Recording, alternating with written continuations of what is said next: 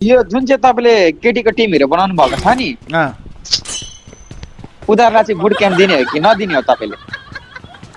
उनीहरूलाई अब गेम आउँदाखेरि केटाहरूकै बुट क्याम्पमा आएर बस्छन् होला नि।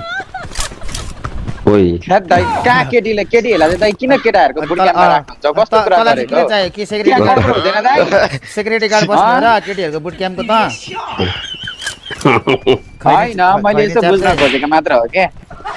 केटीहरूको बुट क्याम्प भयो भने अब गेमको बेलामा एक हप्ता अब यसो अपार्टमेन्टतिर राखिदिँदा हुन्छ, 1 महिना रोइसेर अगाडि।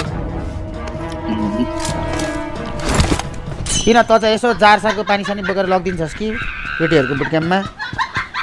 होइन, म पनि अब काठमाडौँ आउँदाखेरि बस्नु चाहिँ ठाउँ हुँदैन, अब बुट क्याम्पमा बस्नु पर्यो नि त। केटालाई पनि भनिदिउँ न भनेर नि। केटाहरूको डिस्टर्ब हुन्छ, रातभरि हल्ला गर्छन्, अलिकति त्यतातिर पिस पनि हुन्छ कि भनेर कि, बुझ्नु भएन?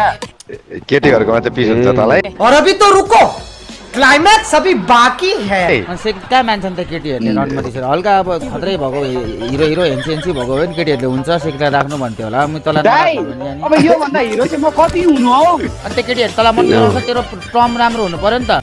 कसरी मन पराउँदैन हौ दाइ? कसले चाहिँ मन पराउँदैन लु भन्नु न दाइ। एकजनाले मन पराएन भने भन्नु मलाई।